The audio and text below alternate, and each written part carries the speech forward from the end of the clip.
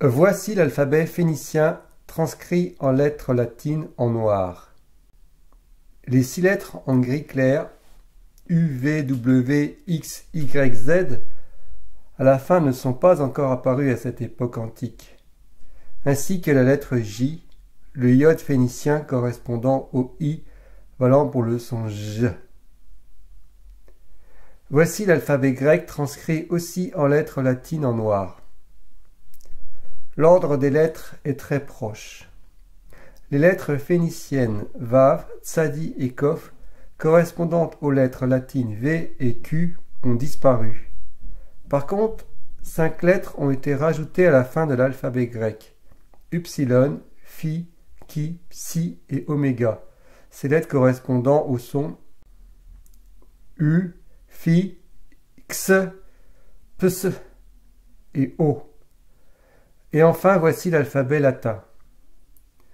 En zoomant sur les premières lettres de A à T, on s'aperçoit que l'alphabet latin a perdu les lettres phéniciennes Tet, Samek et Tsadi, valant pour le son T, S et Ts.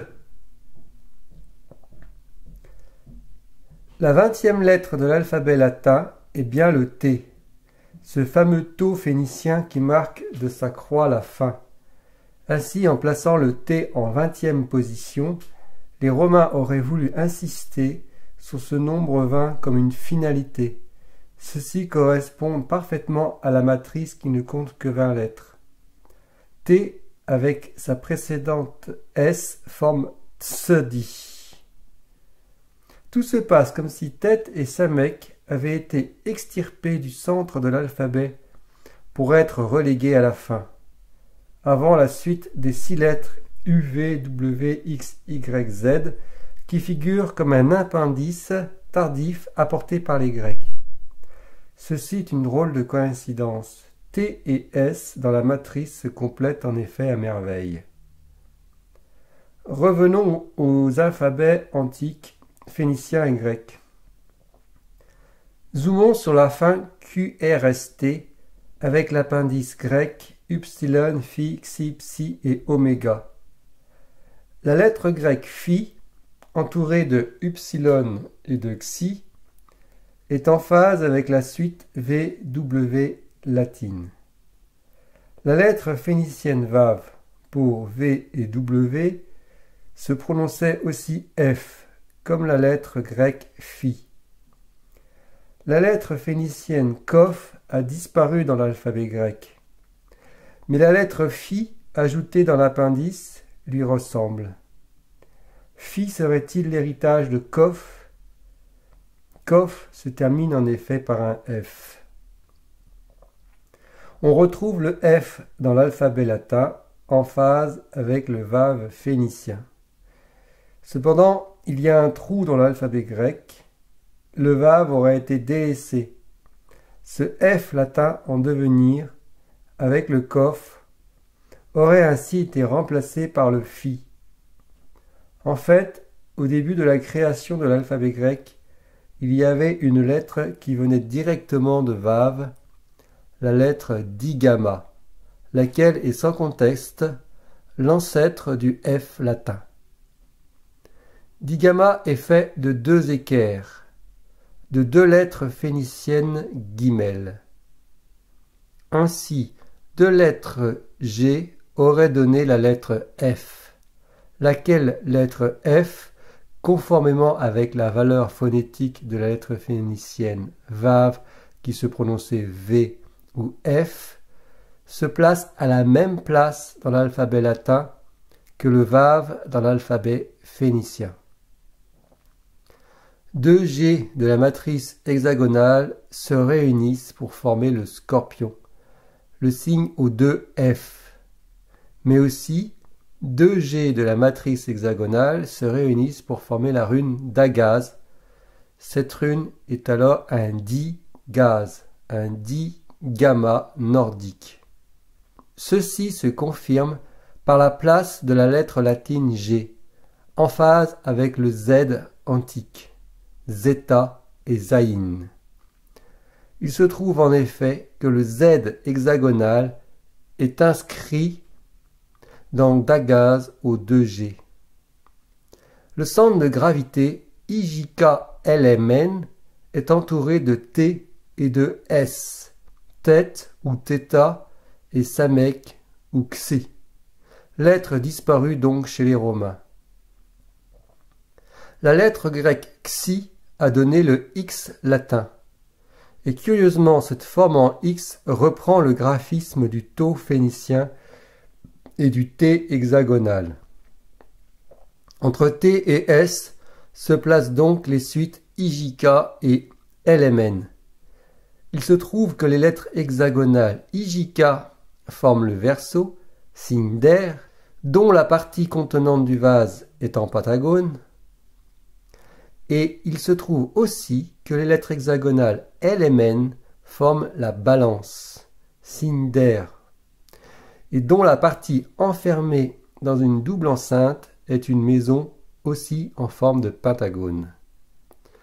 Le verso et la balance sont les seuls signes à dessiner un pentagone, une figure à 5 côtés. Ce sont aussi les seuls signes à être symbolisés par un ustensile, le vase du verso et la balance, qui est aussi un ustensile. Ces ustensiles sont des contenants, le vase et les plateaux de la balance. Ainsi, au centre de l'alphabet, bien enserré entre le poteau T et le serpent S, il y aurait le pentagone aérien, la fontaine de jouvence du verso et la sensibilité de la balance, ou le vase qui contient la nourriture et la maison bête qui abrite la famille. Reprenons l'alphabet ancestral, le phénicien. On remarque la redondance de tête et samek avec shin et tau pour le T et le S. Cet alphabet de 22 lettres serait alors une composition de 20 lettres plus 2 finales redondantes, shin et tau. Elles reprennent à elles deux l'ensemble des 20 autres lettres, à l'image des 2 dernières lames du tarot, le fou et le monde, aux numéros 21 et 22, qui représentent à elles deux l'ensemble du tarot.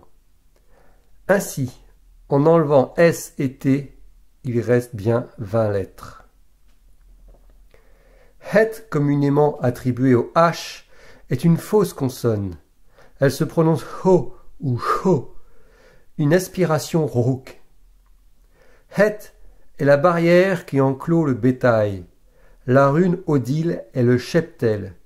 Ceci fait un rapprochement de het avec odile et donc avec le son O. La lettre latine O forme en effet une enceinte circulaire. Het a 2 carrés, comme 2 yeux. La lettre phénicienne Haïn, en forme de O latin, signifie l'œil. Cependant, son appellation Haïn, mettant en évidence un Y, semble loin du son O, mais plus proche du son OU. Il se trouve que les 2 carrés soudés de Het préfigurent une séparation en 2 yeux dans la lettre Haïn, ce qui est confirmé par la lettre hébraïque Haïn en forme de Y, voire de Vav phénicien. La lettre V est proche du son OU, c'est ce qu'indique le W. Le O est unique, le OU est double. La rune odile est composée de 2 runes Our. Ainsi, Haïn serait la lettre OU rentrant en résonance avec la lettre Vav. On a déjà vu que la lettre Tsadi, disparue dans l'alphabet grec, se prononce J dans les peuplades qui l'ont gardée.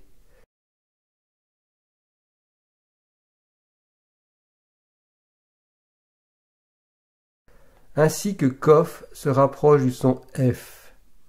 D'ailleurs, le Kof hébraïque s'écrit avec un Vav. À l'origine, le Vav phénicien se prononçait aussi F.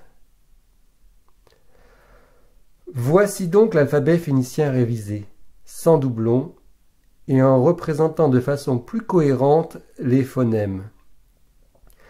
Cet alphabet réduit à 20 lettres va de A à R. Le A est l'ouverture, la fraîcheur du départ. R est la réalisation finale, le roi et le retour. Ceci suggère que l'alphabet n'est pas à envisager de façon linéaire, mais sous forme d'une roue, d'une rota. C'est ce que nous enseigne le tarot, jeu aux origines très lointaines, inconnues, de 22 lames correspondantes aux 22 lettres phéniciennes. Les 20 premières lames du tarot se placent en cercle, formant une grande roue, et les 2 dernières lames restantes se placent au centre de cette roue, comme un moyeu, un axe de rotation en dehors de la périphérie des 20 premières lames. Le Aleph primordial, le A, est à la base. Le Kaf, la force dans le tarot, est au sommet.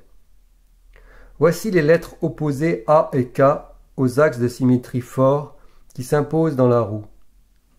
Nous allons voir que toutes les lettres se placent selon cet axe vertical. Cet axe vertical est coupé par une horizontale qui relie le OU avec le V. Encore une confirmation du W. Nous avons vu en effet que les lettres hexagonales OU et V sont structurées par 2 lignes parallèles horizontales. L et I encadrent la force K. Ces 2 phonèmes I et L sont en effet liés. Puis vient la matrice M et l'axe, le poteau T. On ne présente plus l'association S-Z. R et B sont des lettres lourdes, chargées et rondes. La boule roule, le ruban qui entoure le A. F et G sont des lettres d'envergure. Le souffle F et la grandeur G. F et G sont dans l'aigle du scorpion. J et D sont des lettres de restriction, de structure rigide du taureau, ce que l'on retrouve dans la dureté du diphtongue dj. Voici les 20 lettres hexagonales suivant la rota du tarot. L'axe vertical AK est évident. M, T, N et O sont les autres lettres à avoir un axe de symétrie verticale. Et comme par hasard, elles se placent en haut de façon symétrique. Puis on a les 2 fricatives S et Z au point de symétrie parfait. En dessous de cette ligne SZ sont confinées les lettres sans axe de symétrie verticale. Seuls I et L échappent à cette pesanteur. Il est une sonorité légère. I se redresse vers un point haut. Il termine la demi-roue montante. Pour prononcer I, la langue se redresse au maximum vers le haut, forçant l'air à monter au palais. Le iode hébraïque signifie le germe, la pointe de la tige qui sort de terre. Dans la sonorité L, la langue, au contraire, se relâche du palais vers le bas. C'est la seule lettre linguale. Ainsi, L est un relâchement, une légèreté qui retombe. En toute logique, comme une feuille qui se détache de l'arbre, la lettre L est au départ de la phase descendante. Il y a un renversement entre I et L. Et curieusement, la lame de tarot pour Lamed, le L, est un pendu tête en bas. A et K donnent le verso. OU et V donnent le W. La légèreté il en haut et la lourdeur RB en bas se complètent dans ce quadrilatère. En plein accomplissement de la phase montante, O et T forment le lion signe solaire. En réceptrice du retournement par le pendu L, la balance de la justice ouvre les portes de l'ombre. SZ est le dernier bastion symétrique, la vrille du S et du Z se complétant parfaitement dans ce quadrilatère parfait. Voici le signe bancal, le bélier, qui réunit OU, V, P, E. Le bélier se place ainsi juste sous la turbulence de la Vierge. La Vierge concilie la phase montante et descendante. Elle synthétise la rotation par la svastika SZ. Le bélier et la Vierge sont les seuls signes à n'avoir aucun axe de symétrie. Ils se placent en toute logique sur la partie la plus éloignée de l'axe AK. La lettre V en est le pont, la lettre du vent, de la turbulence. Le va phénicien en Y qui relie deux obliques en une verticale, tel un entonnoir. Cette asymétrie repose sur un socle solide Dje, le taureau, signe de terre fixe. Sous cette terre, il y a le scorpion Gefe, le gouffre de la chute, des profondeurs, du feu infernal. Sous le maître du jour à droite, le soleil, et de la nuit à gauche, la sensibilité de la balance, se dessine dans l'axe de la rota alphabétique la virginité de la Vierge associée aux signes masculins au cœur desquels règne la belle Vénus, le taureau. Ceci donne une allure générale de cerf-volant qui est soulignée par les lettres lourdes BR et par les lettres légères IL. Le soleil sur l'épaule droite est à l'ascension. La balance à l'épaule gauche est à la descente. Au croisement, la Vierge exprime cette rotation. On a déjà vu le rôle de piège tenu par le taureau et le scorpion dans la marelle. Ces pièges sont ici au fin fond de la rota. Voyez l'harmonie de ces 7 signes dans l'organon.